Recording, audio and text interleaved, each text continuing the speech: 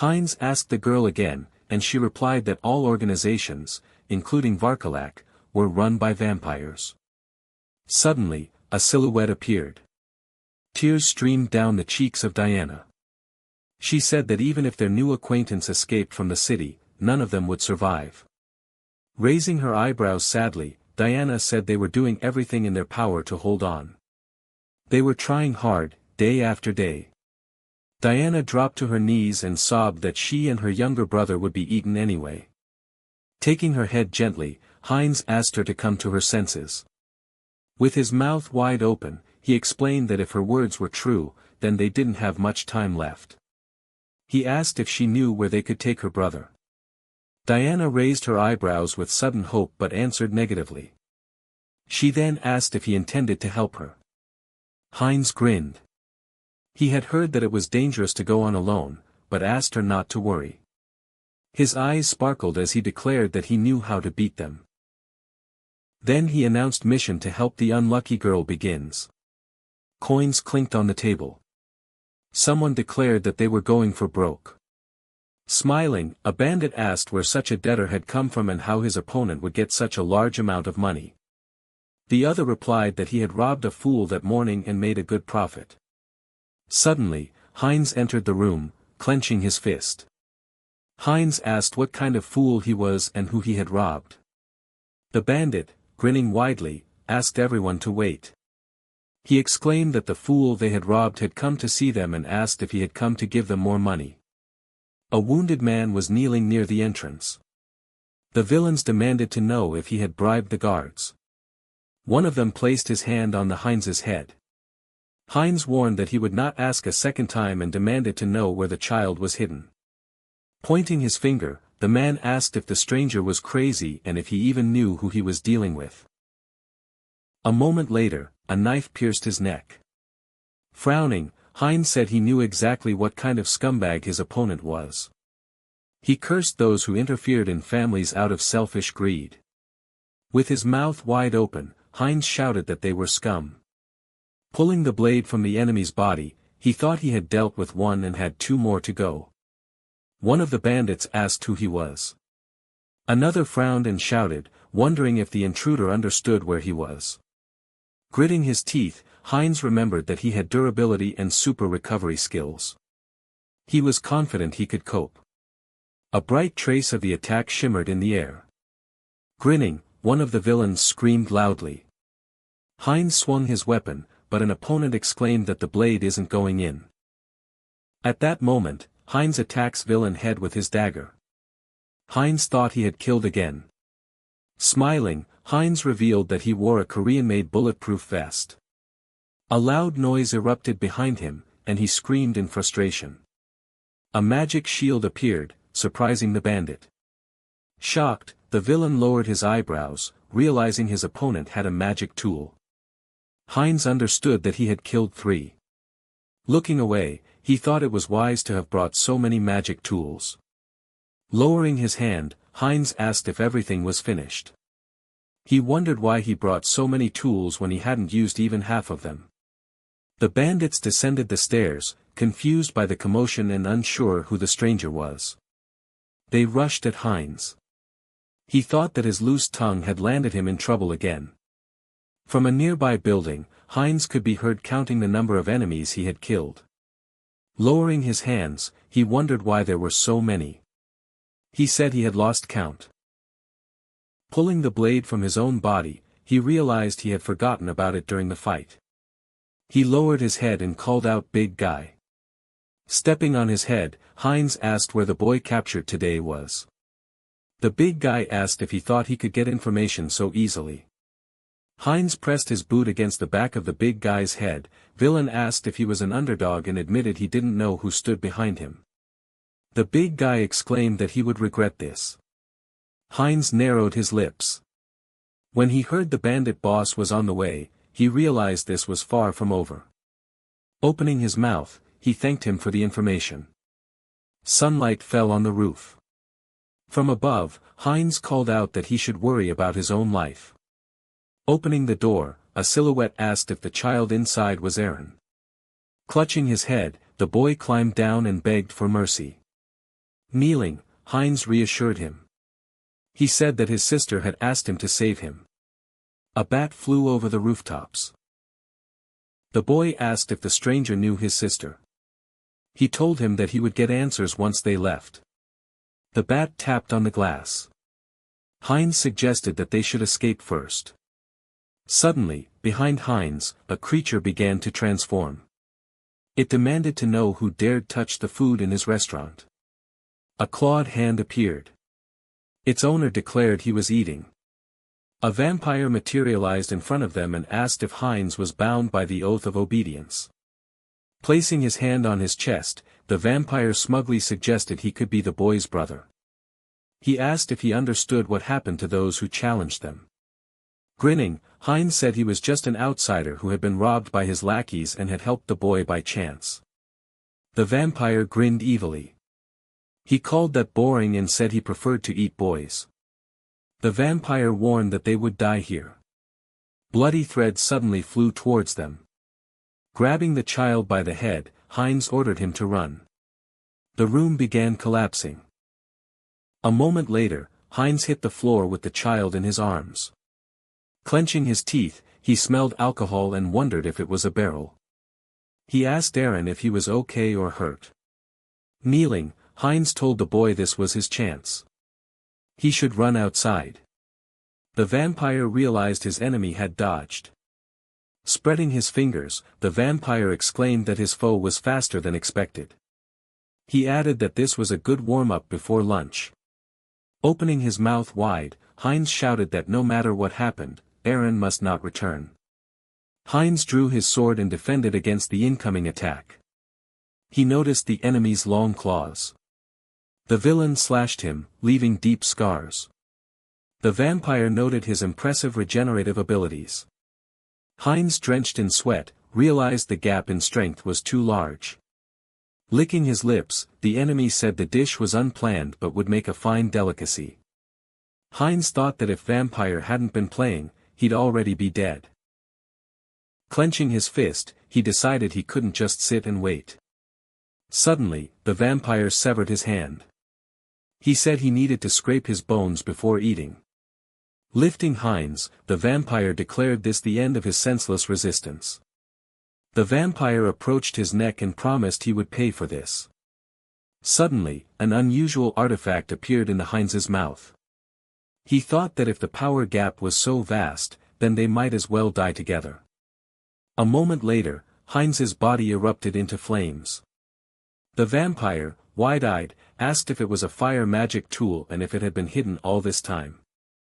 Heinz bared his teeth and muttered that he had seen the alcohol on the floor when he was thrown down. He looked at the artifact and wondered how to use it. Heinz attacks the enemy. The vampire questioned if he was trying to die with him. He warned that if the fire touched the ground, he would burn alive. The vampire sprang forward and shouted at the enemy to get out. The vampire smiled, calling him a fragile piece of flesh. A moment later, they clashed head-on. The enemy hit the ground hard. Heinz shouted that he himself had said he had a strong body and great regenerative power. Opening his mouth, he loudly called the vampire a tough delicacy.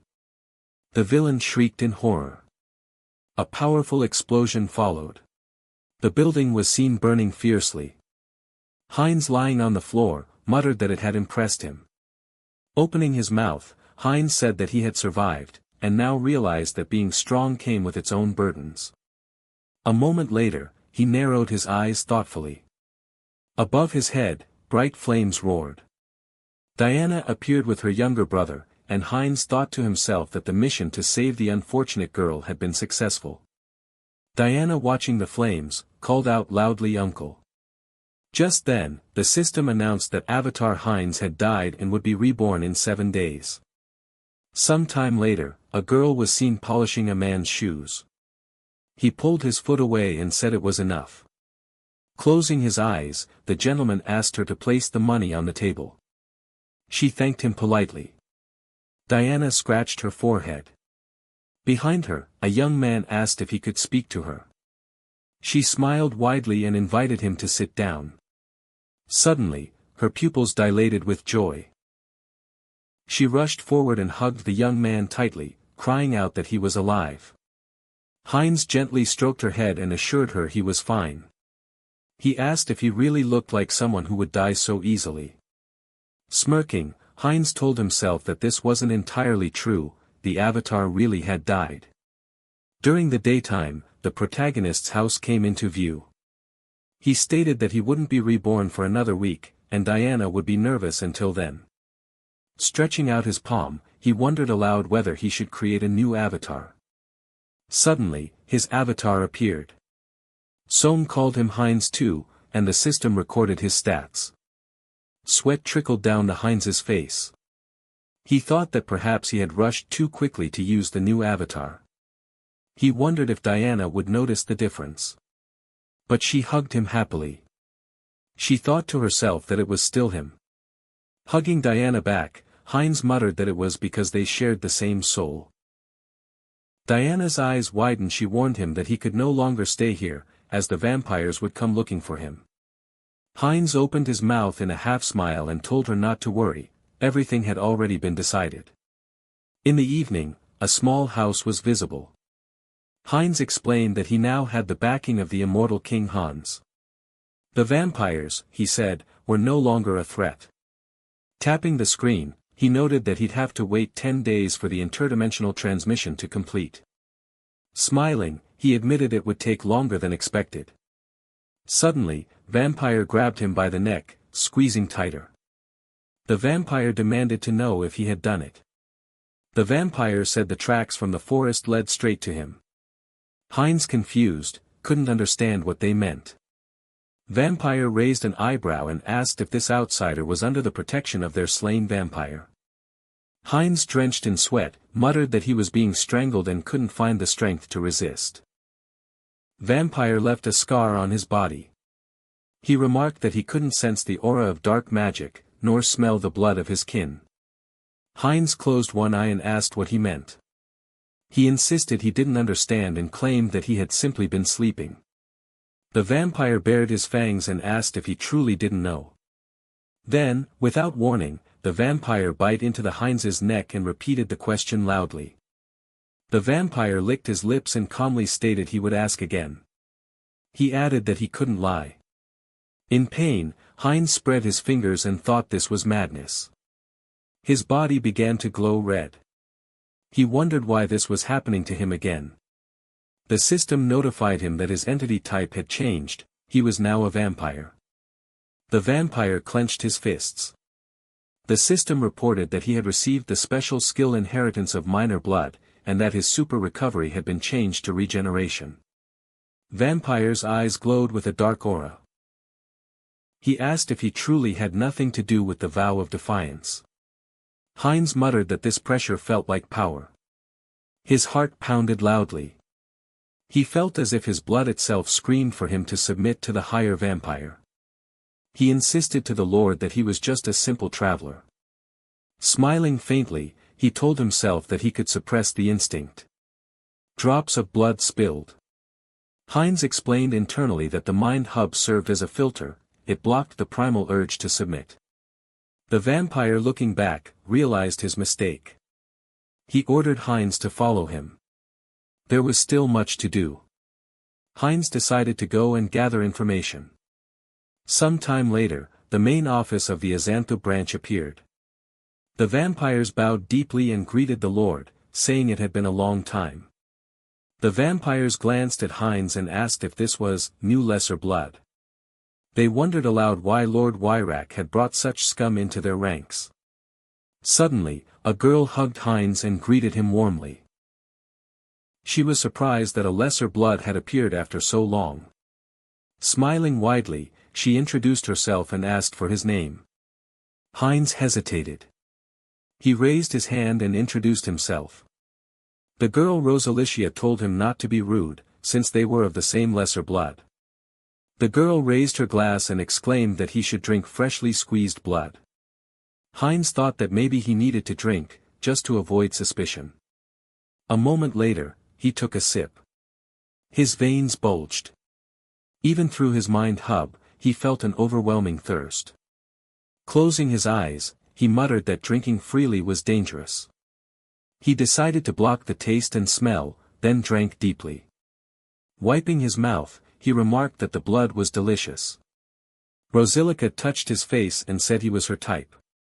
If he had been human, she would have drained him dry. Heinz asked why she called him a lesser blood. The girl opened her mouth and asked if he knew anything about vampire ranks. A fresco showed a gathering of vampires. Rosilica explained that it was like a knight ranking among humans. Aristocrats like Lord Wyrak were pure bloods. The image of the true blood king appeared, and she explained that sacred blood, akin to a divine being, also existed.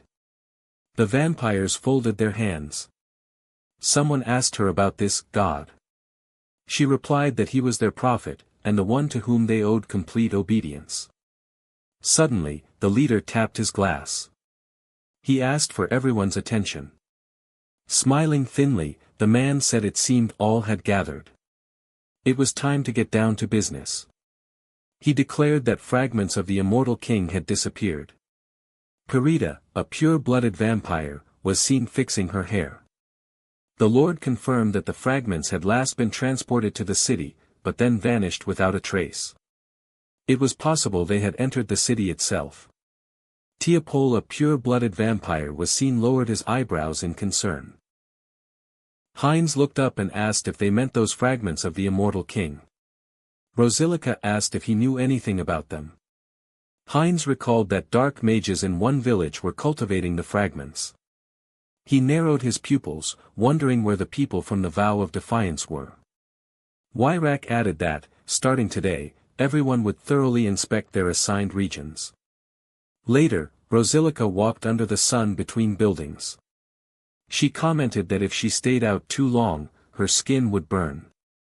Heinz, pulling his hood low, said that sunlight weakened him. Rosilica noted that even pure-blood Lady Perita was looking for the fragments, they couldn't just stand by. Opening her mouth, Rosilica said it was surprising the fragments had disappeared. She muttered that transporting them here might have been pointless.